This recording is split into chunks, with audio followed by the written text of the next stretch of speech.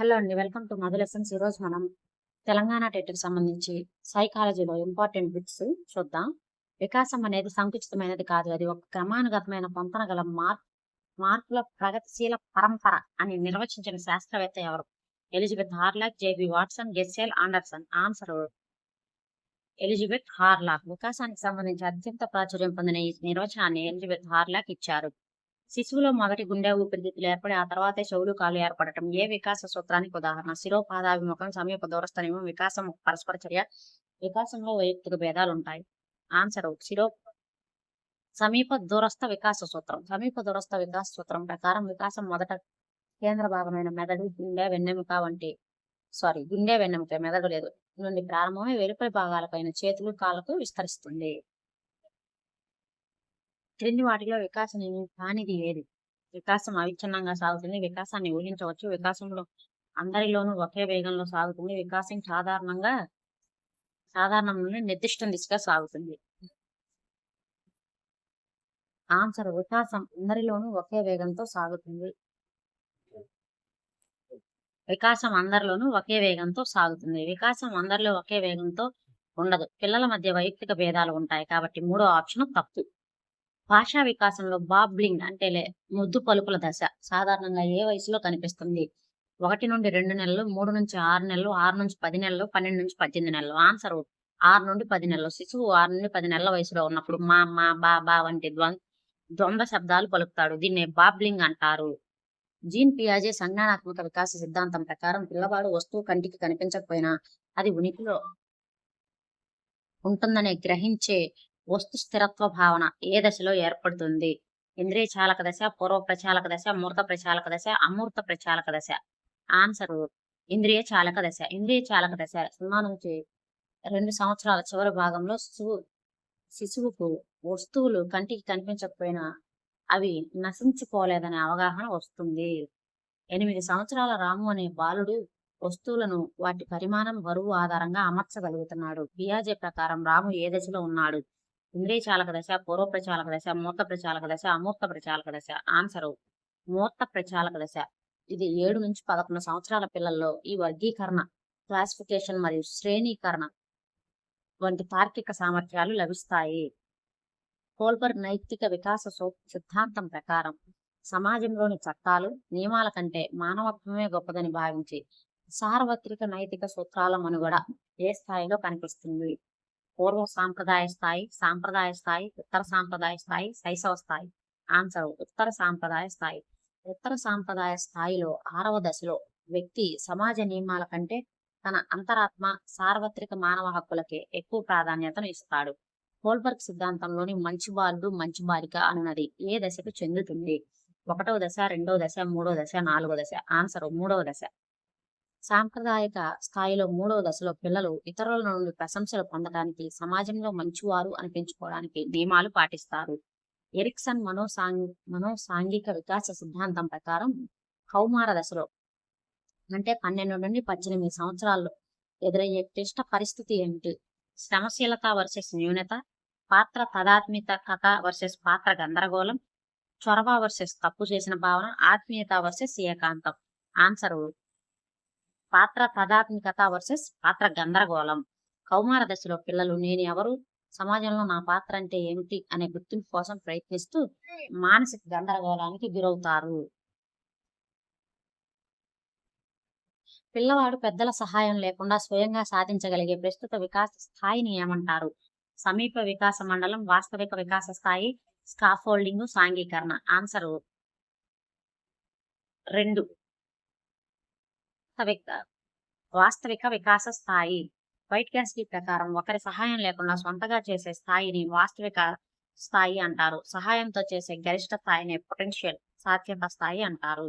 పరిపక్వత అభ్యసనలపై పరస్పర చర్యల ఫలితమే వికాసము. Development is equal to maturation into learning అని పేర్కొన్నది ఎవరు? WC Bagley, McGraw, Gesell, McDougall. Answer Gesell. Arnold Gesell ప్రకారం వికాసం అనేది శారీరక పరిపక్వత మరియు పరిసరాల ద్వారా పొందే అభ్యసన రెండింటిపై ఆధారపడి ఉంటుంది. ఒక వ్యక్తిలో అనువంశికత ద్వారా వచ్చే శారీరక, మానసిక సామర్థ్యాల గరిష్ట పరిమితిని నియంత్రించేది ఏది? పరిసరం మాత్రమే జన్యువులు, ఉపాధ్యాయులు, సమాజం. ఆన్సర్ జన్యువులు. అనువంశికత అనేది ఒక వ్యక్తి యొక్క వికాస పరిమితులను, జీవ సంబంధ బ్లూ ప్రింట్ ను నిర్ణయిస్తుంది. పరిసరాలు ఆ సామర్థ్యాలు బయటపడటానికి దోహదపడతాయి. అభ్యసనం అనగా ప్రవర్తనలో వచ్చే సాపేక్షమైన మార్పు అని నిర్వచించింది ఎవరు? క్రో and crow, కింబెల్, Guilford, Skinner. Answer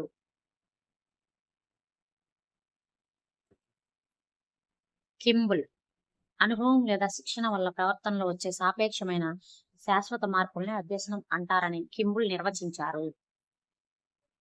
Thorndike అభ్యసన నియమాలలో సంతోషం లేదా అసంతృప్తితో ముడిపడి ఉన్న నియమం ఏది? సన్నాహక నియమం, అభ్యసన నియమం, ఫలిత నియమం, ఉపయోగిత నియమం. ఆన్సర్ ఫలిత నియమం. ఫలిత నియమం ప్రకారం ఒక చర్య వల్ల ఆనందం లేదా సానుకూల ఫలితం వస్తే ఆ అభ్యసనం బలపడుతుంది, అసంతృప్తి కలిగితే బలహీనపడుతుంది. పావ్లోవ్ ప్రయోగంలో గంట శబ్దం విన్నప్పుడు కుక్క అలవాటు ప్రకారం లాలాజలం కార్చటం అనేది ఏ రకమైన ప్రతిస్పందన? నిబంధన రహిత, నిబంధన ప్రతిస్పందన, నిబంధిత, తటస్థ, సహజ ప్రతిస్పందన. ఆన్సర్ నిబంధన నిబంధిత ప్రతిస్పందన. గంట శబ్దం అనేది నిబంధిత ఉద్దీపన, దానికి వచ్చే లాలాజలం అనేది నిబంధిత ప్రతిస్పందన అవుతుంది. కార్యసాధక సిద్ధాంతంలో ప్రతికూల పునర్బలనం అనగా ఏమిటి? శిక్షించటం, ఒక ఆహ్లాదకరమైన ఉద్దీపన ఇవ్వటం, ఒక బాధాకరమైన నచ్చని ఉద్దీపనను తొలగించి ప్రవర్తనను పెంచడం, బహుమతిని వెనక్కి తీసుకోవడం. ఆన్సర్ ఒక బాధాకరమైన లేదా నచ్చని ఉద్దీపనను తొలగించి ప్రవర్తనను పెంచడం. ప్రతికూల పునర్బలనం అంటే శిక్ష కాదు, ఒక నెగిటివ్ ఉద్దీపనను, అధిక శబ్దం లేదా ఎండ దూరం చేయడం ద్వారా సరైన ప్రవర్తనను ప్రోత్సహించడం. అంతర్దృష్టి అభ్యసనంలో ప్రధానంగా జరిగే మానసిక ప్రక్రియ ఏది?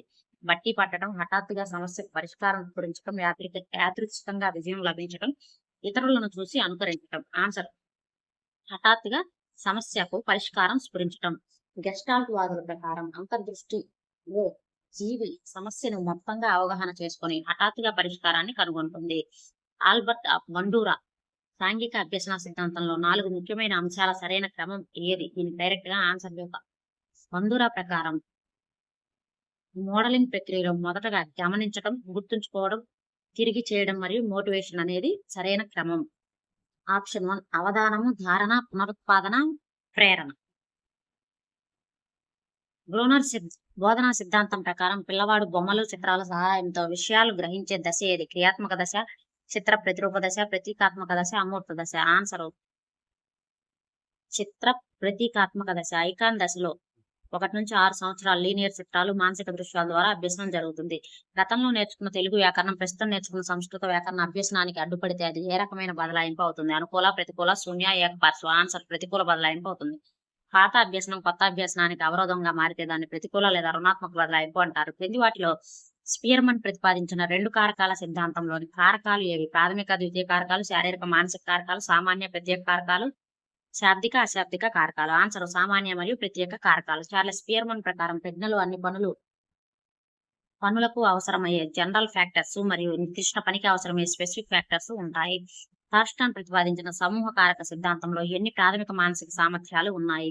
5, 7, 9, 12. ఆన్సర్ 7. లూయిస్ థాట్సన్ మానవుని ప్రజ్ఞలో 7 రకాల ప్రాథమిక మానసిక సామర్థ్యాలు, సంఖ్య, శాబ్దిక, స్థాన సంబంధ సామర్థ్యాలు ఉన్నాయని పేర్కొన్నాడు. గిల్ఫర్డ్ ప్రజ్ఞా స్వరూప సిద్ధాంతంలోని 3 ప్రధాన పరిణామాలు ఏవి? విషయాల ప్రచాలన, ఉత్పాదితాలు, విషయాలు, ప్రచాలనాలు, ఉత్పాదితాలు. ఈ 3 ఆన్సర్. ఆప్షన్ 1 విషయాలు, ప్రచాలనాలు, ఉత్పాదితాలు. జేపీ గిల్ఫర్డ్ ప్రజ్ఞను ఒక 3 డైమెన్షనల్ మోడల్ గా వర్ణించారు. ఇందులో విషయాలు, ప్రచాలనాలు, ఉత్పాదితాలు ఉంటాయి. ప్రజ్ఞా స్థిరత్వ నియమం అనగా ఏమిటి? వయసు పెరిగే కొద్ది ప్రజ్ఞాలబ్ధి విపరీతంగా పెరుగుతుంది. ఒక వ్యక్తి యొక్క ప్రజ్ఞాలబ్ధి జీవితాంతం దాదాపు స్థిరంగా ఉంటుంది. శిక్షణ ఇస్తే ప్రజ్ఞాలబ్ధి రెట్టింపు అవుతుంది. వయసు పెరిగితే ప్రజ్ఞాలబ్ధి తగ్గుతుంది. ఆన్సర్ ఒక వ్యక్తి ప్రజ్ఞాలబ్ధి దాదాపు స్థిరంగా ఉంటుంది.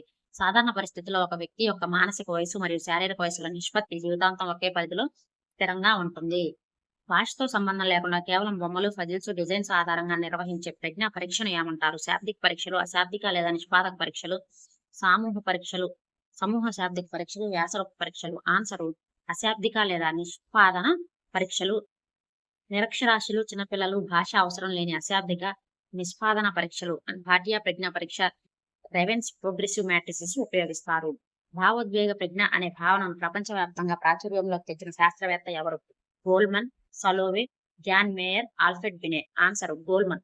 పీటర్ సలోవే, జాన్ మేరేలు మొదట ఈ పదాన్ని వాడినప్పటికీ డేనియల్ గోల్మన్ 1995లో రాసిన పుస్తకం ద్వారా ఇది ప్రపంచవ్యాప్తంగా ప్రసిద్ధి చెందింది. నిర్దిష్ట రంగంలో నైపుణ్యం, సంగీతం, గణితం, కోడింగ్ భవిష్యత్తులో రాణించగల వ్యక్తి యొక్క సహజ సామర్థ్యాన్ని ఏమంటారు? ప్రజ్ఞ, అభిరుచి, వైఖరి, సహజ సామర్థ్యం లేదా అభిక్షమత? ఆన్సరు సహజ సామర్థ్యము లేదా అభిక్షమత. అభిక్షమత అనేది ఒక వ్యక్తి భవిష్యత్తులో శిక్షణ ఇస్తే ఒక నిర్దిష్ట రంగంలో సాధించగల సంభావ్యతను సూచిస్తుంది. వ్యక్తిత్వము లేదా మూర్తిమత్వము అనగా ఒక వ్యక్తి యొక్క శారీరక, మానసిక వ్యవస్థల గతిశీల రూపాంతం అని నిర్వచించింది ఎవరు? Watson, W C Allport, Cattell, Freud. Answer W C Allport. మూర్తిమత్వానికి సంబంధించి అత్యంత శాస్త్రీయమైన నిర్వచనాన్ని కూడా ఆల్పోర్ట్ 1930లో ఇచ్చారు. మూర్తిమత్వ లక్షణాంశ సిద్ధాంతకర్త అయిన ఆర్.బి. కాటిల్ ఎన్ని మూల లక్షణాంశాలు కనుగొనడానికి 16 ప్రశ్నావళిని తయారు చేశాడు. 10, 12, 16, 20. ఆన్సర్ 16.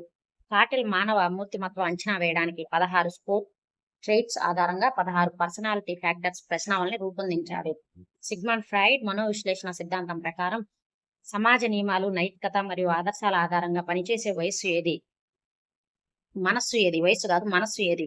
ఇడ్డు, అహము, ఈగో, సూపర్ ఈగో, అచేతన మనస్సు. అంటే ఇడ్డు, అహము, అచేతన మనస్సు. ఆన్సరు అది అహము, సూపర్ ఈగో. సూపర్ ఈగో నైతిక సూత్రంపై పనిచేస్తుంది. ఇది తప్పు ఒప్పులో నిరంతరం విశ్లేషిస్తుంది. ఇది మన మనస్సాక్షి లాంటిది. మన మనస్సాక్షికి ఉదాహరణ ఏమిటి అని అడుగుతాడు. ఇడ్డు, ఈగో, సూపర్ ఈగో అని అంటాడు. ఆన్సర్ సూపర్ ఈగో అనమాట. వ్యక్తి యొక్క అచేతన స్థితిని తెలుసుకోవడానికి ఉపయోగించే కథా విషయ గ్రహణ పరీక్షను రూపొందించింది ఎవరు? Hermann Rorschach, Murray Morgan, Leopold Bellak, Carl Rogers. Answer Murray Morgan.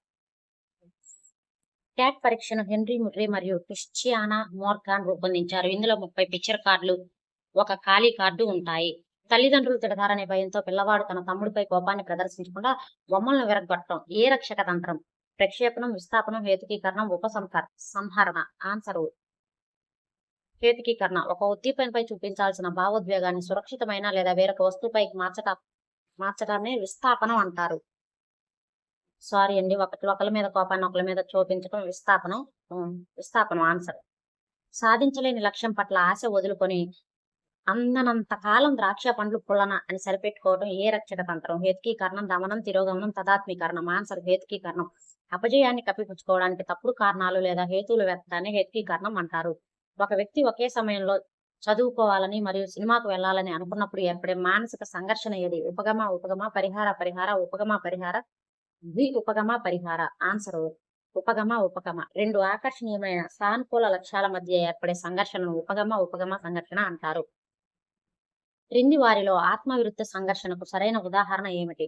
ఒకేసారి 2 మంచి ప్రభుత్వ ఉద్యోగాలు రావటం, అటు చదవటం ఇష్టం లేకపోవటం, ఇటు పరీక్ష తప్పితే తండ్రి తిడతాడని భయం, ఒక వస్తువును కొనాలని ఉన్నా పైసలు ఖర్చు అవుతాయనే భయం. ఏది కాదు. ఆన్సరు అటు చదవటం ఇష్టం లేకపోవటం, ఇటు పరీక్ష తప్పితే తండ్రి తిడతాడనే భయం. 2 అవాంఛనీయ లక్ష్యాలు, ముందు నుయ్యి వెనుక గొయ్యి మధ్య పడే సంఘర్షణను పరిహార సంఘర్షణ. ఎబ్బింగ్హాస్ స్మృతి మరియు విస్మృతి ప్రయోగాలలో ఉపయోగించిన పదాలు ఏవి? అర్థవంతమైన పదాలు, నిరర్థక పదాలు, కేవలం సంఖ్యలు, విదేశీ భాషా పదాలు. ఆన్సర్ నిరర్థక పదాలు. హెర్మాన్ ఎబ్బింగ్హాస్ విస్మృతి వక్రరేఖను కనుగొనటానికి తనపై తానే సివిసి కాన్సోనెంట్, ఓవెల్ కాన్సోనెంట్ రూపంలో ఉండే నిరర్థక శబ్దాలతో ప్రయోగాలు చేశారు. గతంలో చదివిన హిస్టరీ పాఠాలు ప్రస్తుతం చదువుతున్న జాగ్రఫీ పాఠాలను గుర్తు తెచ్చుకోవడానికి అడ్డుపడితే దాన్ని ఏమంటారు? పురోగమన అవరోధం, తిరోగమన అవరోధం, దమనము. ఆన్సర్ పురోగమన అవరోధం. పాత స్మృతికి కొత్త సమాచారాన్ని పునఃస్మరణ చేయడానికి అడ్డుపడితే గతం భవిష్యత్తును అడ్డుకోవటం, దానిని పురోగమన అవరోధం అంటారు. ఒక విద్యార్థి పరీక్ష హాల్లో ఉన్నప్పుడు నేర్చుకున్న విషయాల్ని అసలు గుర్తు తెచ్చుకోలేకపోయాడు, కానీ పరీక్ష ముగిసి బయటికి రాగానే అన్ని గుర్తుకొచ్చాయి. ఇక్కడ జరిగిన విస్మృతి దేని వల్ల జరిగింది? దమనము, పునఃస్మరణ సంకేత లోపం లేదా మానసిక ఒత్తిడి, మెదడు గాయం వల్ల, క్షీణత వల్ల. ఆన్సరు పరీక్ష ఒత్తిడి లేదా ఆందోళన వల్ల చేతన మనసులోని సంకేతాలు లోపించి తాత్కాలికంగా పునఃస్మరణ వైఫల్యం చెందుతుంది. కార్ల్ రోజర్స్ ప్రతిపాదించిన కౌన్సిలింగ్ పద్ధతి ఏది? నిర్దేశిత మంత్రణం, అనిర్దేశిత మంత్రణం, శ్రేష్ఠలబ్ధ మంత్రణం, సమూహ మంత్రణం. ఆన్సరు అనిర్దేశిత మంత్రణం. అనిర్దేశిత లేదా క్లయింట్ కేంద్రీకృత మంత్రాన్ని కార్ల్ రోజర్స్ ప్రతిపాదించాడు. ఇందులో కౌన్సిలర్ కంటే సమస్య ఉన్న వ్యక్తికే ఎక్కువ ప్రాధాన్యత ఉంటుంది. క్రింది వాటిలో విద్యా హక్కు చట్టం 2009లో ఏ సెషన్ ప్రకారం పాఠశాలలో పిల్లలను శారీరకంగా లేదా మానసికంగా వేధించడం పూర్తిగా నిషేధం. Section 12, 17, 21, 28. Answer section 17. RTE section 17 ప్రకారం విద్యార్థులను కొట్టడం, తిట్టడం లేదా ఎలాంటి మానసిక హింసకు గురి చేయడం శిక్షార్హమైన నేరం. ఆర్టీఈ 2009 ప్రకారం ఒక విద్యా సంవత్సరంలో ప్రాథమిక పాఠశాలలో 1 నుంచి 5 తరగతులు కనీసం ఎన్ని పని దినాలు నడవాలి? 200, 220, 210, 240. ఆన్సర్ 200. ప్రాథమిక పాఠశాలలు 200 పని దినాలు, 800 గంటలు. ఉన్నత ప్రాథమిక పాఠశాలలు 6 నుంచి 8 తరగతులు కనీసం 220 పని దినాలకు 1000 గంటలు ఉండాలి. నేషనల్ కరికులం ఫ్రేమ్వర్క్ 2005 యొక్క ప్రధాన నినాదం ఏమిటి? అందరికీ విద్య, భారం లేని అభ్యసనం, ఐటీ విద్యకు ప్రాధాన్యత, పరీక్షా మార్కులే ముఖ్యం. ఆన్సర్ భారం లేని అభ్యసనం. ప్రొఫెసర్ యశ్పాల్ కమిటీ నివేదన ఆధారంగా ఎన్సీఎఫ్ 2005 ప్రకారం పిల్లలపై పుస్తకాల భారాన్ని, హోంవర్క్ ఒత్తిడిని తగ్గించాలని స్పష్టం చేసింది. జాతీయ విద్యా విధానం 2020 ప్రతిపాదించిన కొత్త విద్యా నిర్మాణ స్ట్రక్చర్ ఏది? 10+2, 5+3+3+4, 8+4+3, 5+4+3+2. ఆన్సర్ 5+3+3+4. 10+2 అనేది పాత విధానం. అయితే NEP 2020 foundational 5, preparatory 3, middle 3, secondary 4, 5+3+3+4 విద్యా నిర్మాణాన్ని తెచ్చింది. నిరంతర సమగ్ర మూల్యాంకనం సిసిఈలో భాగంగా నిర్వహించే రూపణ మూల్యాంకనంకు కేటాయించిన వెయిటేజీ మార్కులు ఎంత? 20, 50, 40, 80. ఆన్సర్ 40 మార్కులు. తెలంగాణ అకాడమిక్ క్యాలెండర్ ప్రకారం ఒక విద్యా సంవత్సరంలో 4 ఫార్మేటివ్ అసెస్మెంట్లు ఒక్కొక్కటికి 20 మార్కులు చొప్పున మొత్తానికి వెయిటేజీ 20% నిర్వహిస్తారు. తరగతి గదిలో వెనుకబడిన లేదా సమస్యాత్మక ప్రవర్తన కలిగిన విద్యార్థి గురించి అతనికి ఉపాధ్యాయుడు ప్రత్యేకంగా బోధించే పద్ధతిని ఏమంటారు? మైక్రో టీచింగ్, రెమిడియల్ టీచింగ్, ఉపన్యాస పద్ధతి, ప్రాజెక్ట్ పద్ధతి. ఆన్సర్ రెమిడియల్ టీచింగ్ లేదా లోప నివారణ. సాధారణ విద్యార్థులతో పోలిస్తే వెనుకబడిన పిల్లల అభ్యసన లోపాలను సవరించడానికి ఉపాధ్యాయుడు చేసే బోధనని రెమిడియల్ టీచింగ్ అంటారు. సృజనాత్మక ప్రక్రియలో క్రోధిక్ చేయడం లేదా సుప్త చేతనావస్థ దశలో ఏం జరుగుతుంది? సమస్యకు వెంటనే పరిష్కారం దొరుకుతుంది. సమస్య పక్కన పెట్టి అచేతనంగా మెదడులో ఆలోచనలు సాగటం, కొత్త ఐడియా పరీక్షించడం, సమాచారాన్ని సేకరించడం. ఆన్సర్ సమస్యను పక్కన పెట్టి అచేతనంగా మెదడులో ఆలోచనలు సాగటం. సృజనాత్మకతలో ఇంక్యుబేషన్ అంటే సమస్యపై ప్రత్యక్షంగా దృష్టి పెట్టకుండా విరామం ఇచ్చినట్లు కనిపించినా అంతర్గతంగా మెదడు ఆ సమస్య పరిష్కారం కోసం పనిచేస్తూ ఉంటుంది. ఒక ఉపాధ్యాయుడు తన స్వంత బోధనా పద్ధతులలో లోపాలను సవరించుకోవడానికి మరియు తరగతి గది తక్షణ సమస్యలు పరిష్కరించుకోవడానికి చేసే పరిశోధన ఏది? మౌలిక పరిశోధన, అన్వయ పరిశోధన, చర్యాత్మక పరిశోధన, చారిత్రాత్మక పరిశోధన. ఆన్సర్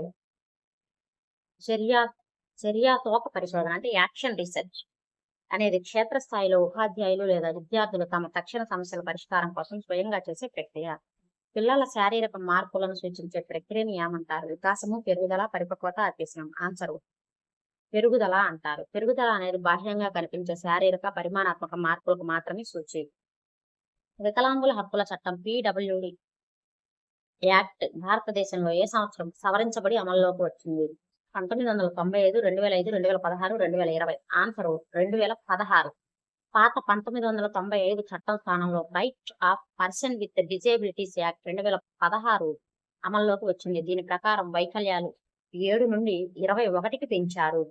సమలింగ ఆకర్షణ, తీవ్రమైన ఒద్దిక లేకపోవడం మరియు గుర్తింపు కోసం పోరాటం ఏ వికాస దశ యొక్క ముఖ్య లక్షణాలు?